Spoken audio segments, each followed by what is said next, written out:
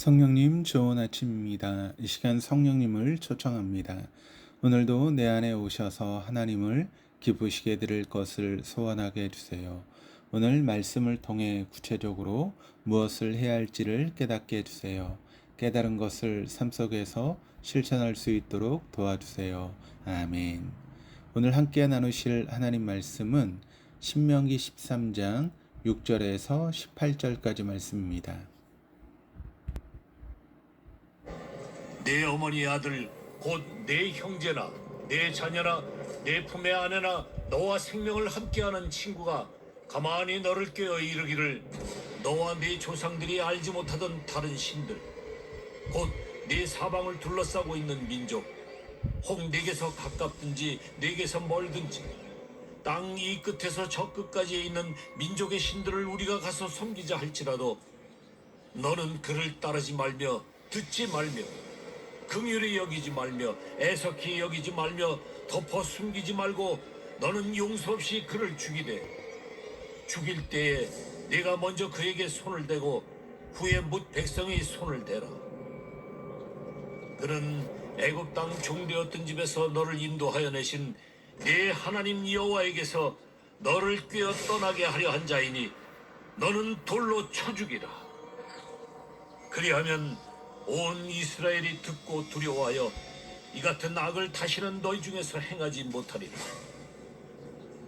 네 하나님 여호와께서 네게 주어 거주하게 하시는 한 성읍에 대하여 네게 소문이 들리기를 너희 가운데서 어떤 불량배가 일어나서 그 성읍 주민을 유혹하여 이르기를 너희가 알지 못하던 다른 신들을 우리가 가서 섬기자 한다 하거든 너는 자세히 묻고 살펴보아서 이런 가증한 일이 너희 가운데에 있다는 것이 확실한 사실로 드러나면 너는 마땅히 그 성읍 주민을 칼날로 죽이고 그 성읍과 그 가운데 거주하는 모든 것과 그 가축을 칼날로 진멸하고 또 그 속에서 빼앗아 차지한 물건을 다 거리에 모아놓고 그 성읍과 그 탈취물 전부를 불살라 네 하나님 여호와께 드릴지니 그 성읍은 영구히 폐허가 되어 다시는 건축되지 아니할 것이라. 너는 이 진멸할 물건을 조금도 네 손에 대지 말라. 그리하면 여호와께서 그의 진노를 그치시고 너를 긍휼히 여기시고 자비를 더하사 네 조상들에게 맹세하심 같이 너를 번성하게 하실 것이라. 네가 만일 네 하나님 여호와의 말씀을 듣고 오늘 내가 네게 명하는 그 모든 명령을 지켜 네 하나님 여호와의 목전에서 정직하게 행하면 이같이 되리라. 신명기 13장은 약속의 땅 가나안에 정착했을 때 하나님 백성들로 하여금 우상 숭배의 길로 빠지도록 유혹하는 세 부류의 사람들에 대해서 그리고 그들을 어떻게 대해야 하는지에 대해 증거합니다. 1절에서 5절은 선지자와 꿈꾸는 자로 대표되는 종교 지도자들의 유혹에 대해 증거했다면 6절에서 11절은 가족과 친구, 또 12절에서 18절은 불량배의 유혹에 대해서 증거합니다. 13장에서 문제가 생기는 새 영역은 종교, 가정, 성읍입니다. 이런 세 부류의 사람들은 유혹의 통로가 되는 여러 관계를 대표합니다. 유혹의 접점은 이적과 기사와 같은 매력적인 종교적인 현상, 또 거절하기 힘든 가족관계의 친밀함, 불량배의 공공연한 선동 등입니다. 6절 7절입니다. 내 어머니의 아들 곧 내 형제나 내 자녀나 내 품의 아내나 너와 생명을 함께하는 친구가 가만히 너를 꿰어 이르기를 너와 내 조상들이 알지 못하던 다른 신들 곧 내 사방을 둘러싸고 있는 민족 혹 내게서 가깝든지 내게서 멀든지 땅 이 끝에서 저 끝까지에 있는 민족의 신들을 우리가 가서 섬기자 할지라도. 종교 지도자에 이어서 가족은 유혹의 두 번째 통로입니다. 가족은 부부를 중심으로 맺어진 혈연 관계의 친밀함을 특징으로 합니다. 신명기에서 전제하는 가족의 본질은 언약 공동체에 있습니다. 하나님의 말씀 안에서 가정의 성격과 역할이 규정됩니다. 그렇기에 가족 간 친밀함은 하나님의 말씀 안에서 더욱 견고해지고 또 풍성해질 수 있습니다. 그런데 가족 안에서의 친밀함 자체가 유혹자가 노리는 취약점이 될 수도 있다라는 사실이 아이러니합니다. 가족이라고 하는 친밀함 때문에 예배의 기쁨을 함께 누려야 되는 가정이 저항하기 어려운 유혹의 기회가 될 수도 있다라고 하는 것입니다. 6절에서 가족 구성원을 셋으로 구분합니다. 형제, 자녀, 그리고 아내입니다. 여기에 가족과 가장 가까운 친구를 추가합니다. 이런 관계는 매일의 일상을 같이 하는 가까운 사람들입니다. 이러한 구성원들을 동일하게 수식하는 단어는 내라고 하는 단어입니다. 내 형제, 내 자녀, 내 품의 안에 너와 생명을 함께하는 친구. 이 관계가 얼마나 친밀한지를 강조합니다. 모세는 이 네 부류를 통해 누구에게나 가깝고 소중한 사람이 하나님을 배반하고 우상을 숭배하고자 꼬드길 수 있는 죄악의 시나리오를 구상하고 있습니다. 생명의 근원 되신 하나님을 떠나 우상 숭배하는 일은 영원한 죽음을 자초하는 것이기 때문입니다.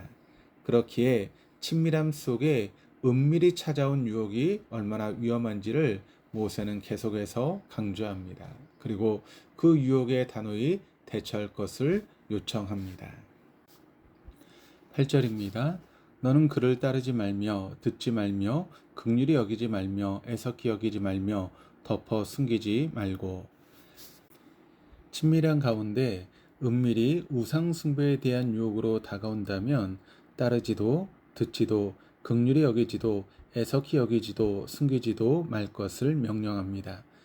이는 친밀함 속에서 은밀히 다가오는 우상 숭배의 유혹이 쉽게 드러나지 않을 뿐더러 보이지 않는 몸속의 암이 빠르게 퍼져나가듯이 은밀한 가운데 퍼지는 죄의 확장을 단호하게 끊어야 됨을 강조하는 것입니다. 하나님께서는 가족의 친밀함을 부정하시는 것이 아닌 가족의 친밀함보다 더 중요한 것이 있음을 말씀하고 계신 것입니다. 9절에서 11절입니다. 너는 용서 없이 그를 죽이되 죽일 때에 내가 먼저 그에게 손을 대고 후에 무백성이 손을 대라. 그는 애굽 땅 종되었던 집에서 너를 인도하여 내신 내 하나님 여호와에게서 너를 끄어 떠나게 하려 한 자이니 너는 돌로 쳐 죽이라. 그리하면 온 이스라엘이 듣고 두려워하여 이 같은 악을 다시는 너희 중에서 행하지 못하리라. 범죄자를 돌로 쳐서 죽이는 형벌은 성경에서 가장 흔한 사용하는 처형의 방법이었습니다. 신명기 17장 6절에서는 이런 경우 최소한 2명의 증인이 필요하다라고 증거합니다. 본문이 묘사하고 있는 상황이 마음 아픈 것은 죄인에게 첫 돌을 던지는 사람이 죄인에게 가장 가까운 사람이라고 하는 사실입니다. 용서 없이 죽이되 가장 가까운 사람이 먼저 돌을 던진다라고 하는 것이 오늘날 받아들이기 어려운 잔인한 형벌이지만 이 형벌이 잔인하고 또 우리의 마음을 무겁게 하는 만큼 은밀히 다가온 우상 숭배의 유혹이 잔인하고 무거움을 방증합니다. 가장 가까운 가족으로부터 찾아온 우상 숭배의 유혹에 단호하게 죽음의 형벌을 내려야만 했던 것처럼 하나님께서는 우상 숭배라고 하는 죄의 무거움과 심각성을 말씀하고 계십니다. 그리고 이러한 단호한 형벌을 통해 거룩한 두려움이 이스라엘 공동체를 다시는 죄악의 길에 빠지지 않도록 돕는 안전 장치가 될 것입니다.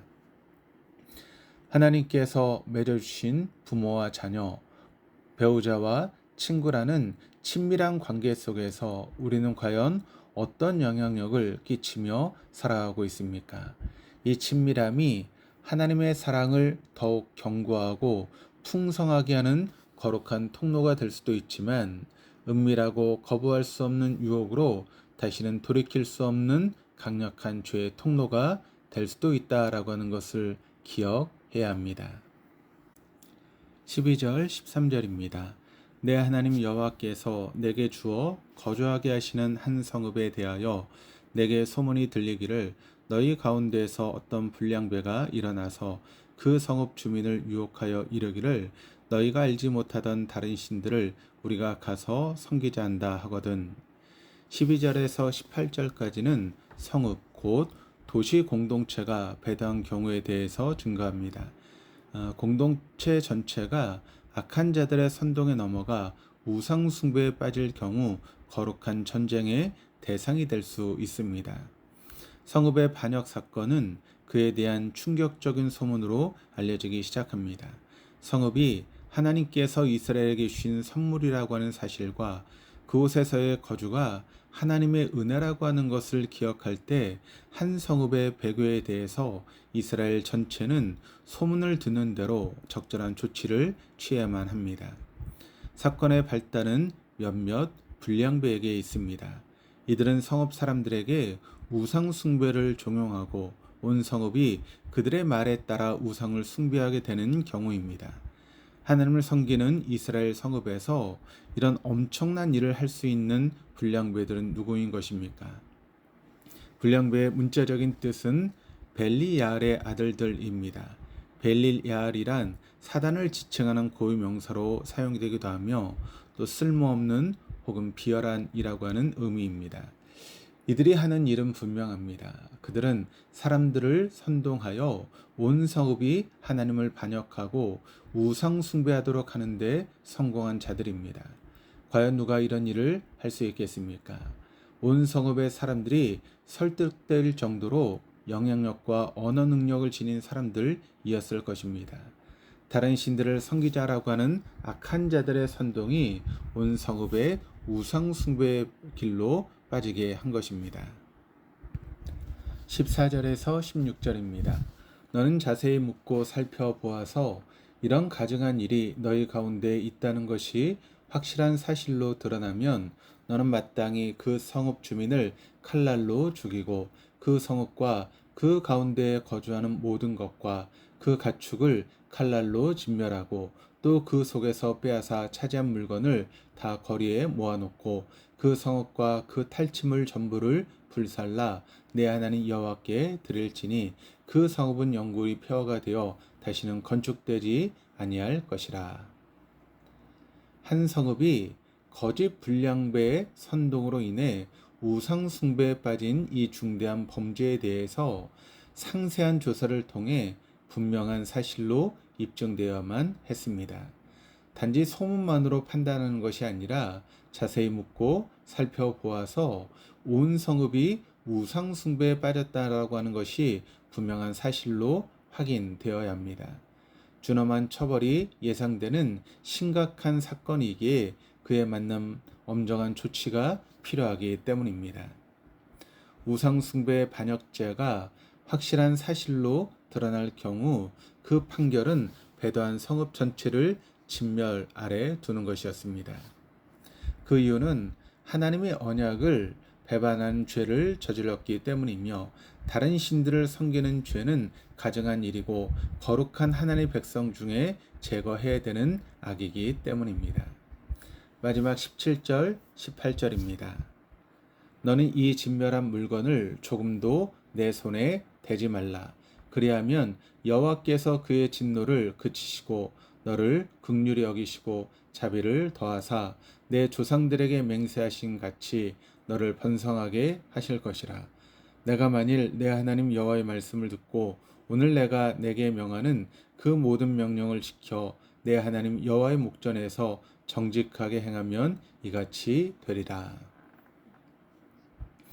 진멸할 물건에 조금도 손을 대지 말라는 명령은 여호수아에 등장하는 아간의 이야기를 떠오르게 합니다. 탐욕으로 진멸할 물건에 손을 댄 아간은 결국 자신의 진멸의 대상이 되어버리고 말았습니다.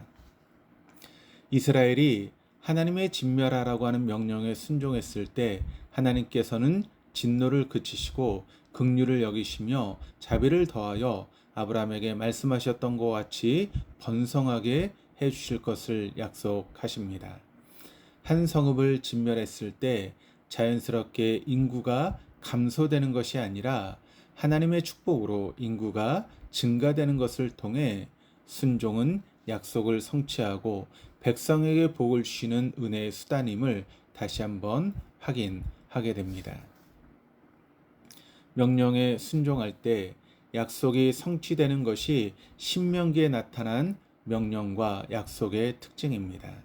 순종의 기본적인 요건은 약속하신 하나님에 대한 신뢰이기 때문입니다. 그렇다면 가혹한 진멸의 목적인 온전히 하나님을 신뢰할 수 있도록 백성의 삶을 순수하게 지속시키는 것입니다. 어떠한 벌이라도 바로 받기만 한다면 하나님께서는 자비의 손길을 펼쳐 주실 것입니다. 기도하시겠습니다.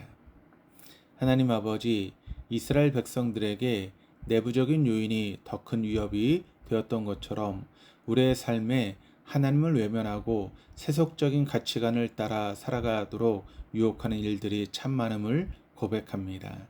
친밀함으로 은밀하게 혹은 영향력 있는 사람의 선동으로 우리가 눈을 들어 하나님을 바라보지 못하도록 유혹할 때에 주님의 말씀 안에서 거룩한 두려움으로 살아가게 하옵소서.